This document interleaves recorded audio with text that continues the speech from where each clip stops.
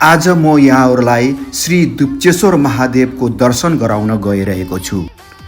नेपालको प्राकृतिक सौन्दर्य र धार्मिक आस्थाले भरिपूर्ण देश हो। यहाँका हरेक पहाड, नदी, गुफा र मन्दिरसँग आफ्नै इतिहास, विश्वास र धार्मिक महत्त्व जोडिएको छ। यस्तै पवित्र धार्मिक स्थलहरूमध्ये नुवाकोट जिल्लाको दुप्चेश्वर गाउँपालिका वडा नम्बर 6 मा अवस्थित दुप्चेश्वर महादेव पनि एक महत्त्वपूर्ण तीर्थस्थल हो। प्रकृतिको अनुपम सिर्जनाका रूपमा रहेको प्राकृतिक शिवलिङ्ग र शान्त वातावरणका कारण दुप्चेश्वर महादेव भक्तजन तथा पर्यटकहरूको आकर्षकको केन्द्र बन्दै आएको छ। राजधानी काठमाडौँको उत्तरतर्फ रहेको दुप्चेश्वर महादेव धामसम्म सडक मार्ग हुँदै पुग्न सकिन्छ। नुवाकोटको प्राकृतिक पहाडी भूगोल, ग्रामीण बस्ती, हरियाली र मनोरम दृश्य पार गर्दै यहाँ पुग्दा यात्राको थकान पनि बिस्तारै हराउँदै जान्छ। समुद्री सतहबाट करिब 4000 फिटको उचाइमा अवस्थित यो पवित्र धाम विशाल चट्टानको प्राकृतिक संरचना बीच रहेको अद्वितीय शिवलिङ्गका कारण विशेष मानिन्छ। दुप्चेश्वर महादेवलाई भगवान शिवप्रतिको गहिरो आस्था र विश्वासको केन्द्रका रूपमा लिइन्छ। यहाँ आउने भक्तजनहरू श्रद्धापूर्वक पूजा आराधना गर्छन्, घन्टी चढाउँछन् र आफ्नो मनोकामना पूरा होस् भन्दै भगवान शिवसँग प्रार्थना गर्छन्। धार्मिक विश्वास अनुसार करिब 400 वर्ष अघि स्थानीय समुदायसँग जोडिएको एउटा गाई र चट्टान सम्बन्धित घटनापछि यस स्थानको धार्मिक महत्त्व अझ प्रख्यात हुँदै गएको बताइन्छ। गाईले एउटा विशेष शिलामा दूध चढाउने गरेको देखिएपछि उक्त स्थानलाई दिव्य मान्दै पूजा आराधना गर्न थालिएको स्थानीय जनविश्वास छ। समयसँगै यही पवित्र स्थल दुप्चेश्वर महादेवका रूपमा प्रसिद्ध हुँदै गयो। दुप्चेश्वरको सबैभन्दा ठुलो विशेषता यहाँ रहेको प्राकृतिक शिवलिङ्ग हो। मानव हातले निर्माण गरेको नभई प्रकृतिको आफ्नै स्वरूपमा बनेको यो धार्मिक संरचना भक्तजनका लागि अत्यन्त श्रद्धाको विषय बनेको छ। ठुला चट्टानहरू बीच अवस्थित यो पवित्र स्थलले धार्मिक आस्था मात्र होइन, प्रकृतिको अद्भुत सौन्दर्यलाई पनि उजागर गर्दछ। यही कारण दुप्चेश्वर महादेव धार्मिक पर्यटक, प्रकृति प्रेमी र नयाँ गन्तव्यको खोजीमा रहेका यात्रुहरूको लागि आकर्षक स्थान बन्दै आएको छ। यहाँ विभिन्न धार्मिक पर्व तथा विशेष अवसरहरूमा भक्तजनहरूको ठुलो भिड लाग्ने गर्दछ। शिवरात्रि, तीज, बाला चतुर्दशी, जनै पूर्णिमा लगायतका पर्वहरूमा दुप्चेश्वर महादेव धाम भक्तिमय वातावरणले भरिन्छ। विशेष गरी महत्त्वपूर्ण धार्मिक तिथिहरूमा देशका विभिन्न स्थानबाट भक्तजनहरू यहाँ दर्शन तथा पूजा गर्न आउने गर्दछन्। मन्दिर परिसरमा सुनिने घन्टीको आवाज, धूपको सुगन्ध, भक्तजनहरूको प्रार्थना र वरिपरिको शान्त प्राकृतिक वातावरणले दुप्चेश्वरलाई अझ आध्यात्मिक बनाएको छ। दुप्चेश्वर महादेवको अर्को विशेषता यसको प्राकृतिक वातावरण पनि हो। वरिपरिका हरियाली पहाड, ग्रामीण जीवनशैली र नदीको बहावले यहाँ आउने यात्रुहरूलाई धार्मिक अनुभवसँगै प्रकृतिसँग नजिक हुने अवसर प्रदान गर्दछ। दुप्चेश्वर केवल एउटा मन्दिर मात्र होइन, यो आस्था, प्रकृति, संस्कृति र स्थानीय समुदायको जीवनसँग जोडिएको एउटा महत्त्वपूर्ण धार्मिक तथा सांस्कृतिक सम्पदा हो।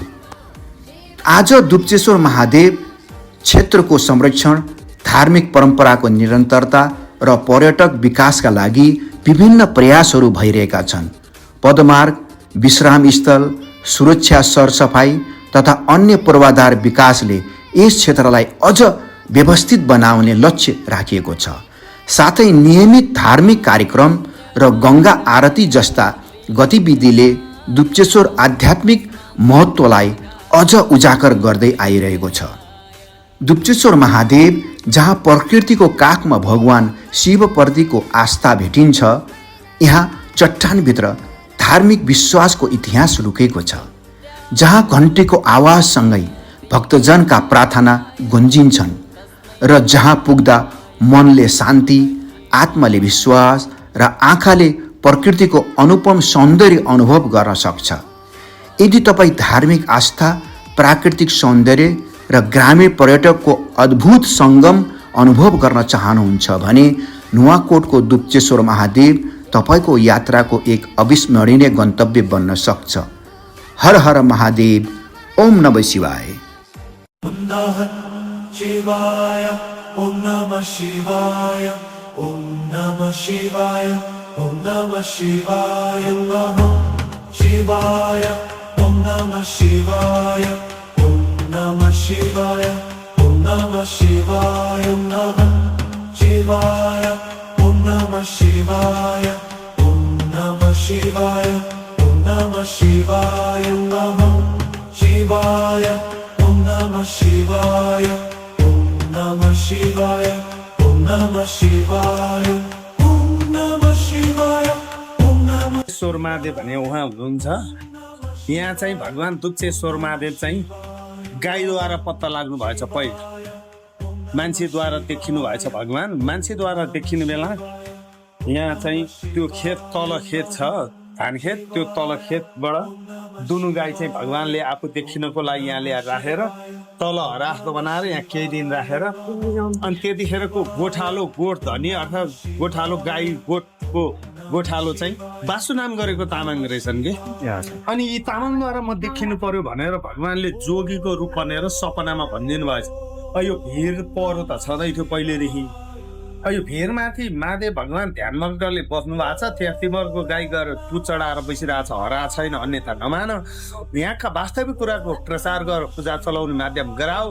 यति गर्यो भने तिमीहरूको गाई पनि जुन ठाउँबाट हराएको छ त्यही ठाउँमा आइपुग्छ र जो मनुष्य आएर भावपूर्ण तरिकाले भगवानको ध्यान चिन्तन मनन पूजा गर्छन् भने जे चितार आउँछन् त्यही कुरा फल पाउनेछन् भनेर भगवानले जोगी रूप भनेर त्यो गोठालो बासु नाम गरेको तामाङलाई भनिदिनु भएको छ सपनामा। अनि त्यसको आधारले भनेको आधारले अब यहाँ अचम्मको कुरा सुनेपछि त अलि जान्ने बुझ्ने मान्छेहरूलाई भन्दै हिँड्नु पर्यो नि त। अन्त भन्दै हिँड्ने क्रममा मान्छेहरू हेर्न आए। हेर्न आउँदाखेरि अब यहाँ आउन सकिने ठाउँ त छैन, यो भिड भएपछि के त भन्दा भगवानलाई गाईले चढेका दुग्धका धारा, चढाएका दुग्धका धारा यहाँ खसालेर तल गणेश मन्दिरभन्दा माथिबाट 2 ढुङ्गाको अन्तर चेपबाट झारेर त्यसको आधारले खोज्दै आउने क्रममा यो पुरसिमलको रुख हो, यो छारी। यसको जरा चाहिँ लहरा बनाएर तल तल झोलेर आउँछ। अनि यसका लहरामा झुन्नेर यस्तो रुखहरू चाहिँ भगवानको काखमा उम्रेको रहेछ पहिला। अनि त्यस्तो रुखमा चढेर हेर्दा उहाँको अहिले जुन यति अल्को स्वरूपमा हुनुहुन्छ, उहाँको स्वरूप यति अल्को एकैचोटि होइन। उहाँको स्वरूप पाथी हुन्छ नि, धान चामल भर्ने पाथी हो। पाथी भन्दा केही हल्का सानो शिलालाई गाईले अविरल दुर्गा धारा वर्षा गरेर बसिरहेको त्यस्तो फेला पार्नु भएछ बासु तामाङले। भएपछि त अचम्मको फेला पर्यो नि त। जो सपनामा भन्दैछ त्यो अहिले प्रत्यक्ष साक्षात्कार मिल्यो। भएपछि अब के गर्ने त? अब गाई कसरी यहाँ आयो, अब यो गाई कसरी लाने त तल भने अब भगवान महादेव भन्ने खान त सपनामा। त्यसको आधारले महादेव हामीले जाने बुझे केही छैनौँ, हामी अज्ञानी स्वरूप छौँ, प्रभु परमेश्वर हुनुहुँदो रहेछ। हजुरको अब कीर्ति फैलाउनेछौँ, पूजा चलाउनेछौँ, मेला लगाउनेछौँ। यो गाई हजुरले कसरी यो ठाउँमा लिएर आउनुभयो त्यही रूपले सकुशल जुन ठाउँबाट लिएर आउनु भएको छ त्यही ठाउँमा आइपुगोस् महादेव। हजुरको मेला लगाउनेछौँ भनेर ओर्लेको भोलिपल्ट यहाँ दुध चढाउने गाई त त्यही हेदको वरिपरि गोठको वरिपरि चढेर ओहो मैले जुन तरिकाले हिजो भनेर आएको थिएँ अहिले प्रत्यक्ष साक्षात्कार दर्शन मिल्यो। प्रत्यक्ष गाई यहीँ आइन्, सकुशल आइन्। ल हजुर शक्तिशाली हुनुहुनेछ, हजुरको कीर्ति फैलाउनेछौँ, मेला लगाउनेछौँ, पूजा चलाउनेछौँ भनेर त्यो भएको रहेछ। अलि 1768 सालबाट भगवान गौमाता कामधेनु गाईद्वारा बासु नाम गरेको तामाङले फेला पारेर त्यस्तो अद्भुत लीलाद्वारा देखिनुभयो।